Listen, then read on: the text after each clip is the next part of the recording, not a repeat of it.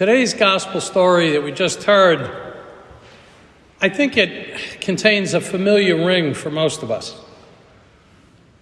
We have all heard stories of famous people, from Mozart all the way to Stevie Wonder, who showed signs of future greatness while they were still young.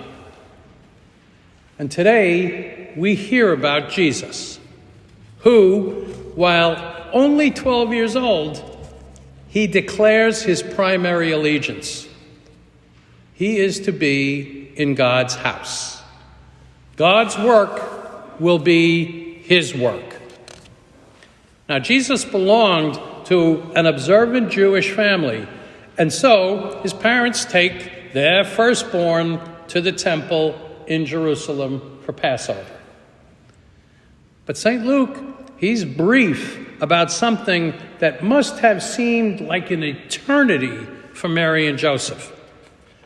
For 3 days, they searched for their missing child in arguably the largest city in that area. Now, what parent here hasn't already had a hint of that feeling when you turn around in a store and you see your young one has wandered off someplace? And how much greater is the anguish when it is experienced by those parents whose child has run away on them or has made decisions that they were much too young to make, with consequences that may last for the rest of their lives.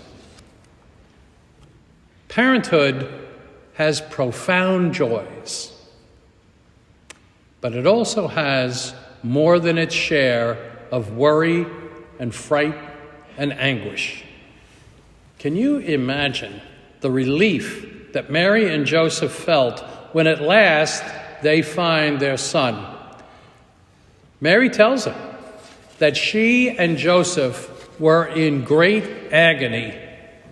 And Mary's tone, that sounds like one would expect from a parent who has just gone through this.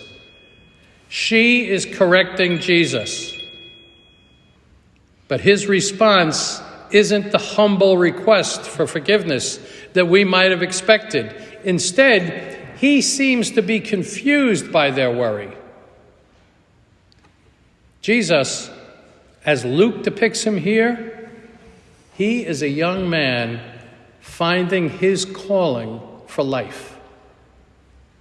He's about to start God's business. And we see his choice of vocation start to take him outside of the influence of his family and his village. The call he's heard to be in my Father's house and to dedicate him to God's way, that is exactly right for him. But we can't ignore this mystery. That calling that he's received will require him to be faithful to it all the way, even to his death. Others in religious and political power, they're going to take exception to the way he lives out his vocation, and they will seek his death. And this is just the beginning. Jesus is always going to cause continued questions and anguish for his parents, especially for Mary, when she stands and wonders at the foot of the cross.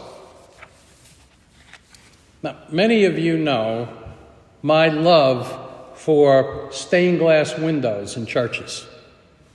And the glass here is just incredible.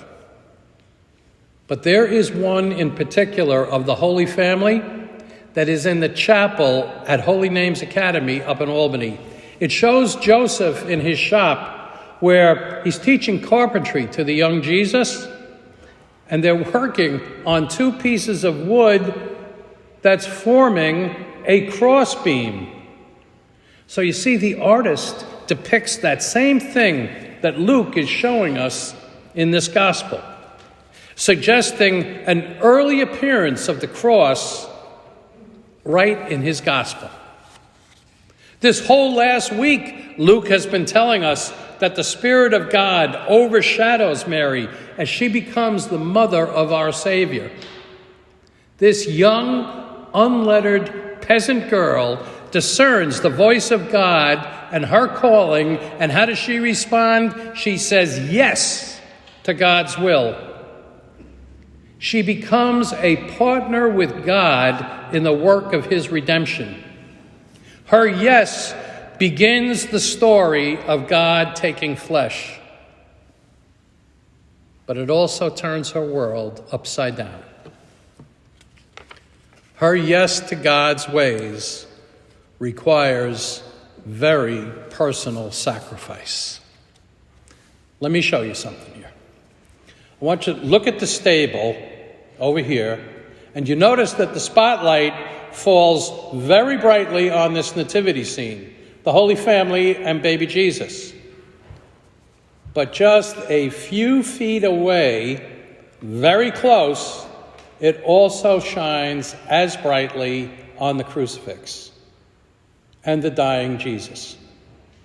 In the stable, Mother Mary looks down at a life that's just beginning, and just over here, at the foot of the cross, she's going to look up at a life that's ending. It's just a few steps from the wood of the manger to the wood of the cross. But in so many ways, those two singular events are inseparable. One leads inevitably to the other. Joy and sorrow are linked and walk side by side. They are linked by sacrifice, by faith, and by love.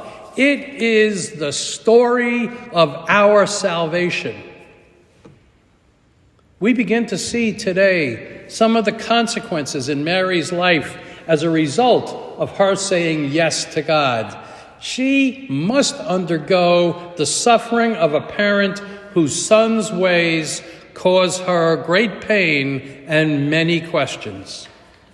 And besides the Spirit's presence in her life, the cross also is showing signs of its presence. We know that through Luke's gospel, the cross overshadows Jesus' life. But in today's gospel, we begin to see that it also overshadows his family's life as well. It's already begun to show itself in today's gospel passage as Jesus chooses a way of life that we know, and he does too, is going to bring suffering before it brings a new life. Luke tells us that his parents didn't understand what he was saying to them. They, like Jesus' disciples, which, by the way, includes all of us who will have to walk by the light of faith that enables all of us to trust in God, even when the answers to problems and pain is not immediately forthcoming. The juxtaposition of these two images in this church, the crutch and the crucifix, serves as a powerful lesson for today's feast day. We realize that when we speak about the Holy Family, we speak about a family that has struggled and suffered, just like so many of us.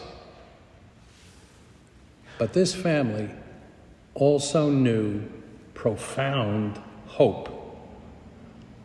They trusted completely in God.